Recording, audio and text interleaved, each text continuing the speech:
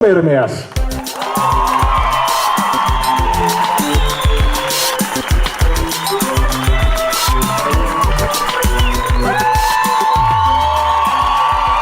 መጀመሪያ ስክሪፕቱን ሳነበው የወደድኩት ነገር ምንድነው? እስከዛሬ ከሰሯቸው ጀነሮች በጣም የተለየ ጀነር ነው።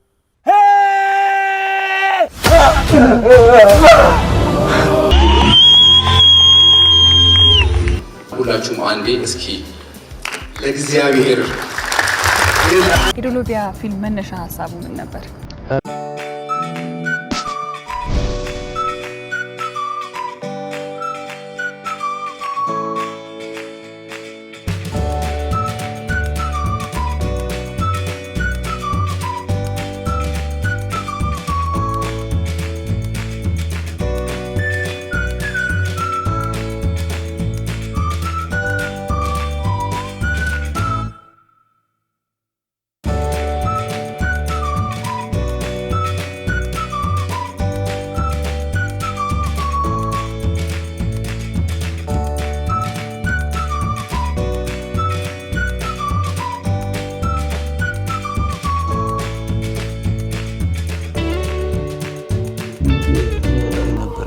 የ6 ዓመት ልጅ እያለሁ ተለየች። እንዴትና ማን እንዳሳደገኝ ሳላቅ ነው እዚህ የደረስኩት። ወርቅ አግኝቼ እናቴ በተዋረደችበት ማህበረሰብ ውስጥ ንጉስ መሆን መንገስ ነበር የምፈልገው።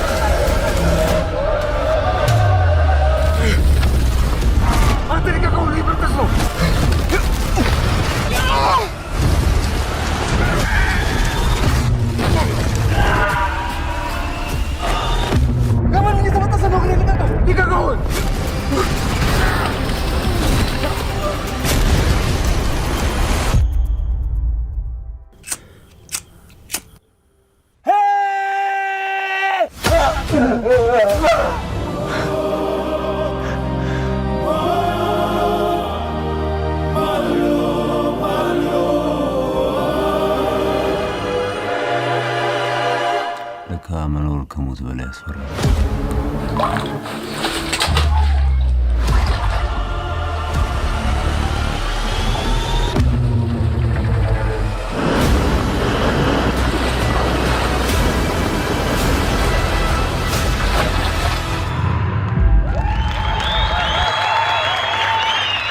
ፊልሙ እንዴት እንደተሰራ ግሩሜ ደግሞ ትወና ላይ ምን እንደገጠመው እንጨዋወታለን። በመጀመሪያ እንኳን አደረሰ፣ እንኳን ደግሞ ለፊልሙ ምርቃት ቀን በሰላም አደረሰ። እንኳን ደስ አለ።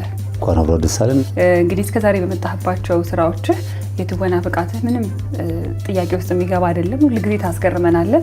ይሄኛው ፊልም ደግሞ በልዩነት ከአቀራረጹ ጀምሮ ያንተንም አቅም በጣም የፈተነበት ይመስለኛል። ግሩሜን የምናውቀው ግሩሜ አለ፣ ከዛ ደግሞ ተቀይረህ ደግሞ ኮምፕሊትሊ ሌላ ሰው መስለህ ደግሞ ተውነሃልና ይሄኛውን ገጸ ባህሪ ሲሰጥህ እንዴት ነበር መጀመሪያ የተቀበልከው? መጀመሪያ ስክሪፕቱን ሳነበው የወደድኩት ነገር ምንድነው? እስከዛሬ ከሰሯቸው ጀነሮች በጣም የተለየ ጀነር ነው። ይሄ ጀነር የሰርቫይቫል ሙቪ በሚባሉት ዘውግ ውስጥ ነው የሚመደበው እና በጣም ከባድ ነው እውነት ለመናገር ለጸሐፊም ለአዘጋጅም ለተዋናይም ብዙ ጊዜ እነዚህ ሰርቫይቫል ሙቪዎች እጅግ በጣም ፈታኝ ናቸውና ገና አባያ ሀሳቡን ሲነግረኝ በቃ በጣም ነው ደስ ያለኝ። ጮቤን የረገጥኩት በጣም ምክንያቱም መጫወት ከምፈልጋቸው ባህሪያቶች ወይም ደግሞ መጫወት ከምፈልጋቸውም ዘውጎች አንዱ ስለሆነ በጣም ነው ደስ ያለኝ እውነት ለመናገር። ዶሎቪያ ከስሙን ጀምር እስቲ፣ መጠሪያው ምን ማለት ነው? ዶሎቪያ ማለት በደቡብ ኦሮሚያ ጉጂ ዞን ውስጥ የምትገኝ ሻኪሶ አቅራቢያ ያለች የወርቅ መንደር እና ከተማ ነች ዶሎቪያ የምትባለው። እኛ ከመቼቱ ፊልሙ ደግሞ የተሰራው እዛ ስለሆነ ከመቼቱ ተነስተን ነው ዶሎቪያ ያልነው። ስለዚህ የአካባቢ ስያሜ ነው ዶሎቪያ። አዎ ፊልም ሲሰራ መነሻ ሀሳብ ይኖረዋል እና የዶሎቪያ ፊልም መነሻ ሀሳቡ ምን ነበር?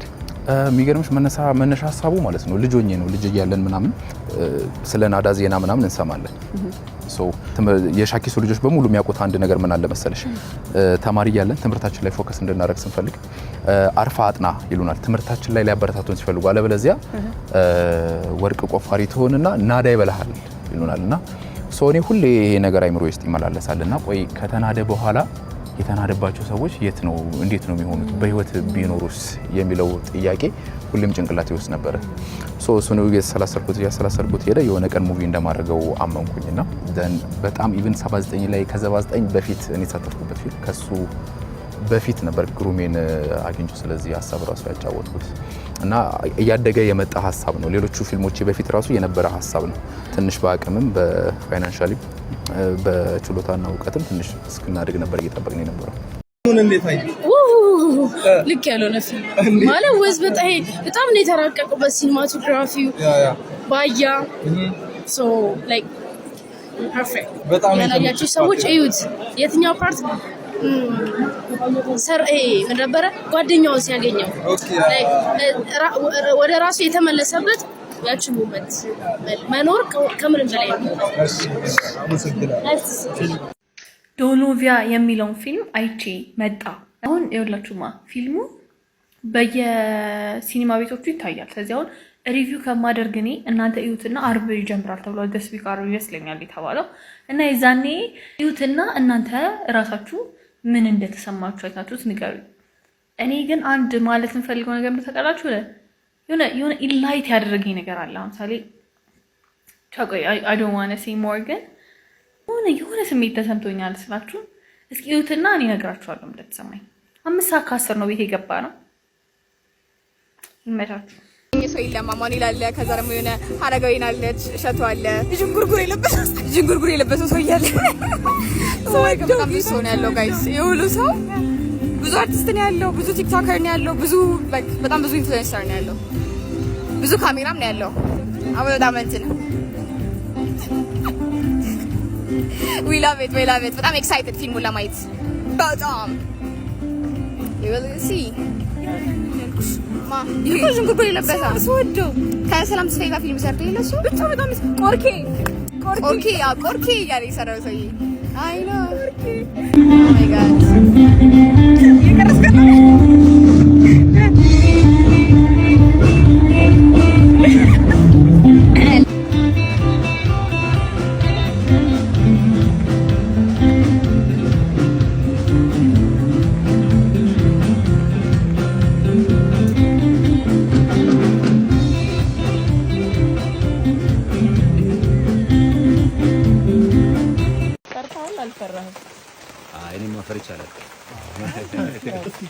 በሽታ ብቻ ነው። ዛሬ ላስት ዴይ የመጨረሻ ቀን ፊልሙ 80% የሚያልቅበት ቀን ነው እና ደግሞ ያው ውሃውን እየገባ ነው። ይሄንን ውሃ ለማግኘት 3 ቀን ፈጅቶብናል በልመና። አዎ የውሃ ቦቴ ያጠር በጣም ነበር የተቸገርነው። አሁን ዛሬ ደስ ይላል። አዎ እግዚአብሔር ይመስገን። አዎ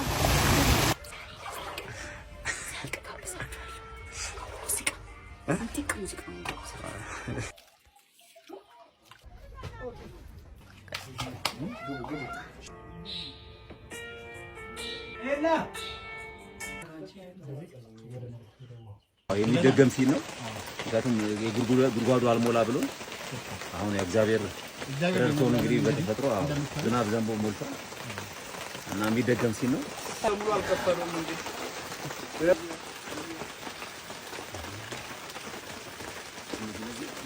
ይከፈትና እዚሁ ስብዓት የት ምን ያገለኝ አለው ግን የርኩ ነው እሷን ይከፈታል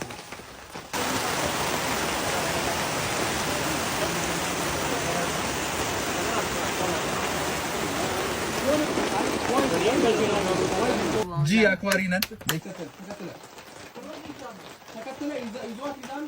የዛሬው ቻሌንጅ ውሃው ነው። ውሃውና ቅዝቃዜ ብርዱ በጣም ከባድ ነው። ብርዱ ከባለፈውም ይብሳል። አዎ ከባለፈውም ይበልጣል።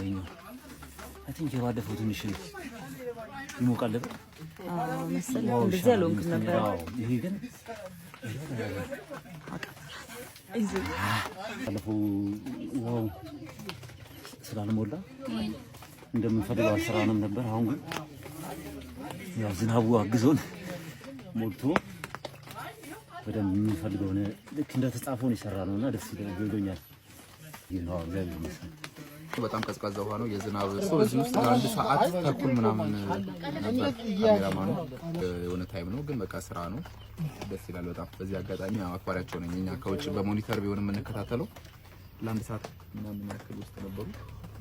ሶ ምስጋና ይድረሳቸው በዚህ አጋጣሚ።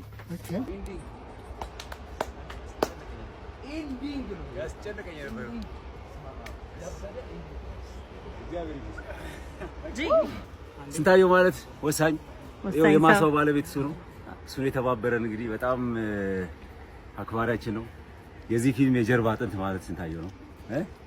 ቪቫ ስንታየው ቪቫ ቪቫ። አሁን ቻው በማለት ትተባበረኛለህ።